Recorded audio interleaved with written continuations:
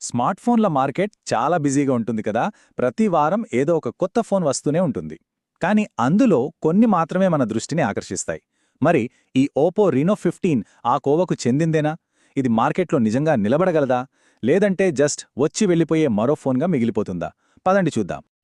ఈ ఫోన్ గురించి వచ్చిన ఒక రివ్యూలో ఐఫోన్ ప్రియులకు బాగా నచ్చే ఆండ్రాయిడ్ ఫోన్ అని రాశారు. ఇప్పుడు ఇది పొగడ్తా లేక ఒక రకమైన విమర్శన? అంటే ఒప్పో వాళ్ళు ఒక ఆండ్రాయిడ్ ఐఫోన్ను తయారు చేయాలని చూస్తున్నారా, లేక ఈ ఫోన్కొక సొంత గుర్తింపుందా? ఈ మొత్తం విశ్లేషణలో మనం చూడబోయేది ఇదే. ఈ రెండు భిన్నమైన అభిప్రాయాలను పక్కపక్కన పెట్టి ఈ ఫోన్ అసలు కథేంటో తెలుసుకునే ప్రయత్నం చేద్దాం. ఇది నిజంగా పోర్ట్రేట్ ఫోటోగ్రఫీలో కింగనా, లేక కొన్ని విషయాల్లో బాగుండి కొన్ని విషయాల్లో కాస్త వెనకబడి ఉందా? సరే, ముందుగా ఏ ఫోన్కైనా మనం చూసేది దాని లుక్ అండ్ ఫీల్, అంటే దాని డిజైన్. మరి ఈ రెనో 15 చూడ్డానికి ఎలా ఉంది? చేతిలో పట్టుకుంటే ఆ ఫీల్ ఎలా ఉంది?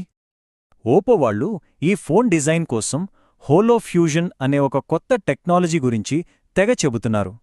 సింపుల్గా చెప్పాలంటే ఇది ఫోన్ వెనకవైపు గ్లాస్పై ఒక స్పెషల్ 3D ఎఫెక్ట్ను ఇస్తోంది. దానివల్ల ఫోన్ను ఇలా అటూ ఇటూ కదిపినప్పుడు లైటింగ్ను బట్టి రంగులు మారుతున్నట్టు భలే గమ్మత్తుగా కనిపిస్తుంది. చూడటానికి చాలా బావుంటుంది, నిజమే. కాని ఇక్కడే ఒక చిన్న ట్విస్ట్ ఉంది.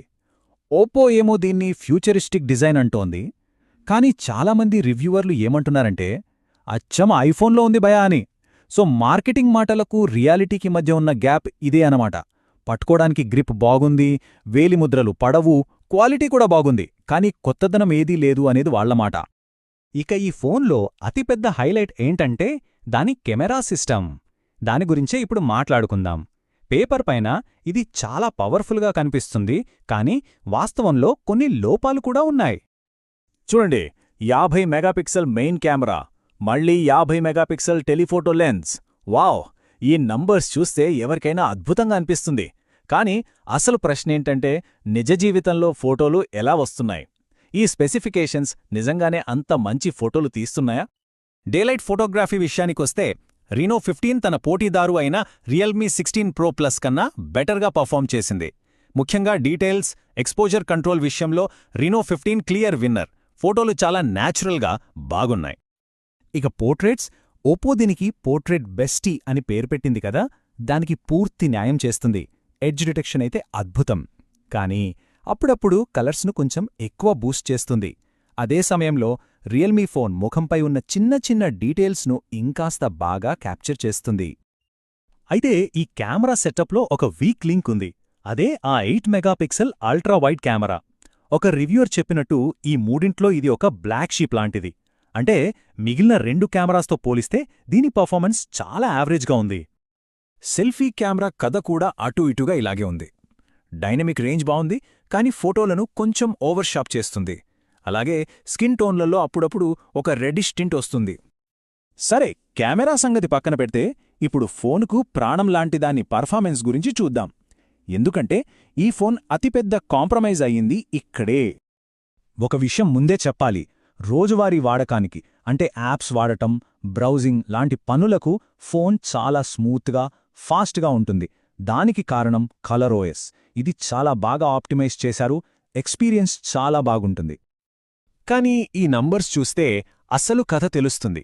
రీనో 15 పర్ఫార్మెన్స్ దాని పాత మోడలైన రీనో 14తో పోలిస్తే దాదాపు సేమ్, ఏమాత్రం ఇంప్రూవ్మెంట్ లేదు.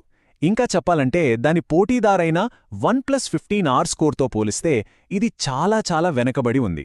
అంటే ఈ ధరలో దీనికన్నా చాలా పవర్ఫుల్ ఫోన్లు మార్కెట్లో ఉన్నాయన్నమాట. ఇక హీటింగ్ విషయానికొస్తే, అంటే ఫోన్ ఎంత వేడెక్కుతుంది అని చూస్తే రీనో 15 పర్వాలేదనిపిస్తుంది, కానీ మరీ గొప్పేమీ కాదు.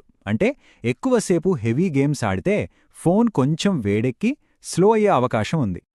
71 ఈ నంబరేంటో తెలుసా? ఈ ఫోన్తో పాటు ప్రీ ఇన్స్టాల్ అయ్యొచ్చే అనవసరమైన యాప్స్ సంఖ్య. అవును, 71 యాప్స్. ఈ బ్లోట్వేర్ వల్ల ఆ స్మూత్ ఎక్స్పీరియన్స్ కొంచెం దెబ్బతింటుంది. ఓకే, డిజైన్, కెమెరా, పర్ఫార్మెన్స్ ఇవన్నీ చూశాం కదా. ఇప్పుడు ఫైనల్గా అసలు ప్రశ్నకు వద్దాం. ఇంతకీ ఈ ఫోన్ ఎవరికోసం? దీని ధర సుమారు 46,000 రూపాయలు. ఇది ఖచ్చితంగా బడ్జెట్ ఫోన్ కాదు. మరి ఈ ధరకు ఇది వర్త్ అంటారా? ఈ ఫోన్ను కొనడానికి కొన్ని బలమైన కారణాలు ఉన్నాయి. ఒకటి, దాని డిజైన్ చేతిలో పట్టుకుంటే చాలా ప్రీమియంగా అనిపిస్తుంది. 2, దాని మెయిన్ మరియు టెలిఫోటో కెమెరాలు చాలా నమ్మదగినవి. 3, బ్యాటరీ లైఫ్ రోజంతా ఈజీగా వస్తుంది. కానీ అదే సమయంలో కొన్ని మైనసులు కూడా ఉన్నాయి. పర్ఫార్మెన్స్, ముఖ్యంగా గేమింగ్ కోసం ఈ ధరకు అంత గొప్పగా లేదు. అనవసరమైన యాప్స్ చాలా ఉన్నాయి. అల్ట్రావైడ్ కెమెరా చాలా యావరేజ్. 91 మొబైల్స్ వాళ్లు చెప్పిన ఈ మాట ఈ ఫోన్ ఎవరికోసమో పర్ఫెక్ట్గా వివరిస్తుంది. రా పర్ఫార్మెన్స్ నంబర్స్ కంటే మంచి డిజైన్, మంచి కెమెరాలు, smooth day to day experience ముఖ్యం అనుకునే వాళ్లకు ఈ ఫోన్ బాగా నచ్చుతుంది. చివరిగా అసలైన ప్రశ్న ఇదే: ఒక అందమైన డిజైన్, ఒక అద్భుతమైన కెమెరా అనుభవం కోసం పర్ఫార్మెన్స్ విషయంలో కొంచెం రాజీ పడటం కరెక్టేనా? ఈ ప్రశ్నకు సమాధానం ఎవరి ప్రాధాన్యతలను బట్టి వాళ్లే నిర్ణయించుకోవాలి.